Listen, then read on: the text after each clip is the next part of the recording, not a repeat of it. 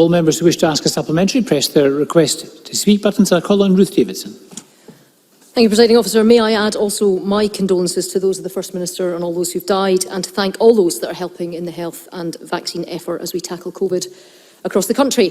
Presiding Officer, there have been 3 major publications released this week, and while questions about the lack of accountability and the serious flaws in the government's handling of sexual harassment complaints remains over the first 2, today in my last FMQs, I want to make sure that the 3rd document, the Audit Scotland report on the attainment gap, doesn't go unexamined. Before we get into the detail of that, at today's Education Committee, the Deputy First Minister said he was nervous about the use of the phrase catch-up when talking about pupils affected by the pandemic, as it assumes that all children have fallen behind. Does the First Minister agree with that view, or does she share my concern that everything possible must be done to help pupils catch up after the better part of a year out of the classroom? First Minister. Well, I'll come on directly to that question, but can I say, first of all, Presiding Officer, Ruth Davidson could have chosen to ask me about education in any one of the previous weeks. Instead, she has chosen to indulge in smears instead of focusing on the issues that people want. So I'm actually pleased that Ruth Davidson is back on the issue of education and attainment in, of course, what is her last FMQs before she goes to the unelected House of Lords.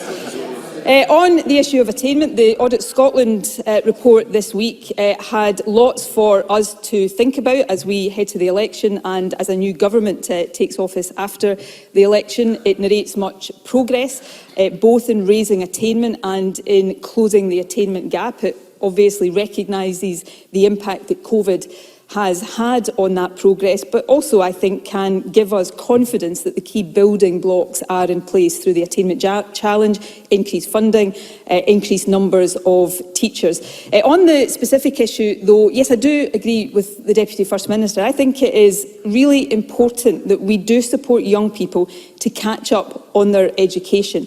And the Scottish Government has announced significant additional investment supporting increased numbers of teachers and a whole host of other initiatives to help with that. But I also think, and I make no apology for this, I also think it's really important that we recognise on the wider well-being of young people, and that we recognise the impact not just on their education of COVID, which has been really significant, but also the impact on their mental health, being away from their friends and their grandparents and family, and we take that holistic approach. So, for example, we will be introducing a summer programme backed by £20 million of additional investment that will allow us to focus on that broader well-being of children so that we do make sure they recover and catch up in that wider sense.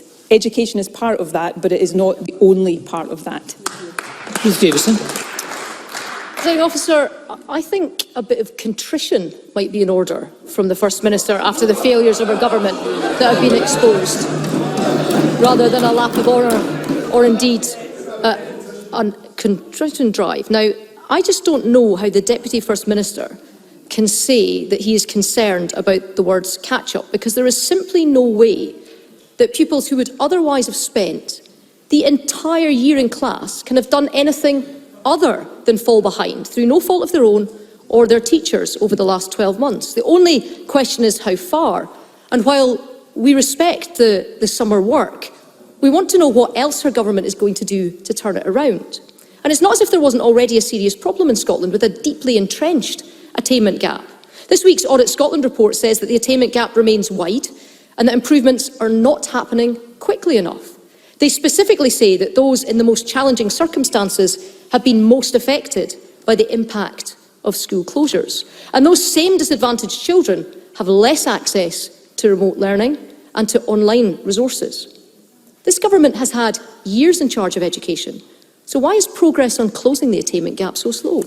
First Minister.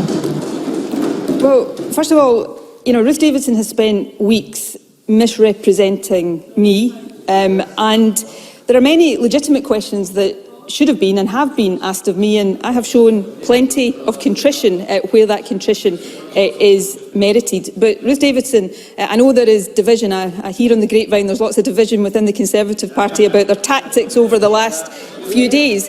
So moving on from misrepresenting me, Ruth Davidson is now misrepresenting the Deputy First Minister. I'm really not sure what many people could find to disagree with in the view that, yes, we should help young people catch up in their education, but that as we do that, we should help young people recover from the overall wider impact that COVID has had on them. That's the point the Deputy First Minister was making, and I find it really hard to see how and why Ruth Davidson would disagree with that. The Audit Scotland report, of course, has much to say about progress.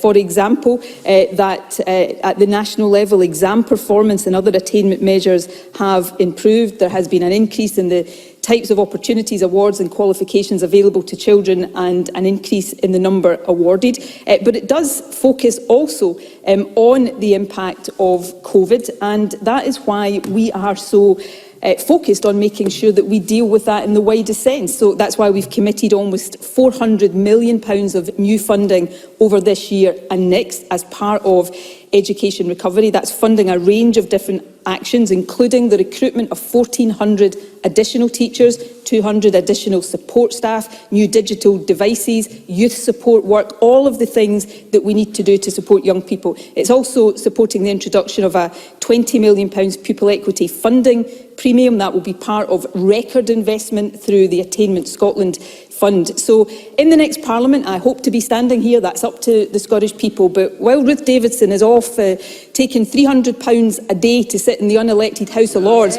those of us in this chamber will be getting on with the job of improving education for all. I guess, Ms Davidson, before we continue, I appreciate it's a political exchange, and I always allow some latitude, but the First Minister twice mentioned the House of Lords. I think the point has been made. No, it's a political exchange. I get it. I do understand it.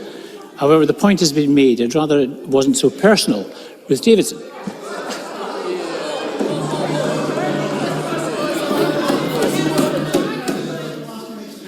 Gallant, but not required, Presiding Officer. Presiding Officer, the First Minister does turn a good line on this. My aim, to put it very bluntly, is to close the attainment gap, not by a bit, but to close the attainment gap completely. That was more than 5 years ago, but as a promise, it's proven worthless. And the government was running out of solutions well before the pandemic struck. The Audit Scotland report criticises the slow rate of improvement, and it does highlight the Attainment Fund, but it highlights that the Attainment Scotland Fund needs to change. Reading and writing are the basic core skills of every pupil. But the attainment gap for literacy in challenge areas increased from 2017 to 2018, and increased again from 2018 to 2019. Now, 7 months ago, after the last return of pupils to the classroom, the Scottish Conservatives were calling for measures to help get them back up to speed. 3,000 extra teachers, a national tutoring service, and an independent inspectorate to make sure that schools were getting back on track. All ignored, all while our children are continuing to pay the price for government complacency. 5 years ago, Nicola Sturgeon said she was going to shut the attainment gap completely. Can she now tell the country when that will be? First Minister. Well, if the Scottish people re-elect me to be First Minister, then I will continue the work that we have been doing over the 5 years to improve attainment and close the attainment gap. If you look at the first 5 years of the Scottish Attainment Challenge programme, there is evidence that almost all of the short and medium-term outcomes have been achieved. There's been demonstrable progress on several of the long-term measures to close the attainment gap. So for primary pupils, the gap in literacy and numeracy has narrowed. For S3 pupils, the numeracy gap has narrowed. The gap in the proportion of young people in education, employment and training has narrowed year on year. The gap between the most and the least deprived pupils achieving at least one pass or more at level 5 has gone from 33.3 percentage points to 20.8 percentage points, and I could go on. Progress made, progress hampered by a global pandemic. That's why we're investing. That's why we're not just talking about recruiting more teachers. We have recruited more teachers. The spend, and this is shown in the Audit Scotland report, on education in Scotland has gone up by 5% in real terms. We've got the highest spending in per head of any of the UK nations. We've got the highest number of teachers since 2008, actually the highest number of primary teachers since 1980. So we'll get on with the hard work of improving attainment and closing the attainment gap. And at risk of upsetting you, Presiding Officer, which I would never want to do, Ruth Davidson, I'm sure, will be watching us from afar. Ruth Davidson. Nicola Sturgeon called closing the attainment gap, and I quote, her sacred responsibility. And this Scotland report is clear that the attainment gap that was meant to close is just as wide as ever. And who is to blame on this vital issue? Well, it can't be the party that's been in full control of our education system for the past 14 years. No. When confronted by more than a decade of failing Scotland, we heard this government's only solution on Monday. It was another independence referendum bill because that's all they've got. So with my last question in this chamber to Nicola Sturgeon, let me ask her this. How many times will she demand another independence referendum before she finally gets round to closing the education gap? First Minister. Well, of course, there'll be another independence referendum if the people of Scotland vote for another independence referendum. It is, Presiding Officer, called democracy, which I know is a principle that Ruth Davidson perhaps doesn't recognise these days as much as she might have done one day. It's not me, Presiding Officer, that is running away from responsibility and accountability. I'm about to put myself before the Scottish people, and I will put before the Scottish people my record in office. I will say to the Scottish people where we haven't made as much progress as we wanted to make, why that is the case, and I will put forward a positive case for the future. I will put forward the plans that will see us continue to improve attainment and close the attainment gap, continue to improve the health service, continue to support economic recovery, and yes, continue to support plans to allow this country to choose its own future so that we can build that recovery based firmly on the values of a majority of people in Scotland, not the values of Ruth Davidson and her Westminster bosses. But let me say, since it was her final question, that I wish genuinely Ruth Davidson well. 5 years ago, Ruth Davidson was trying to persuade people she was the next First Minister. That didn't quite work out, but I hope she has a happy time in the House of Lords. Presiding Officer.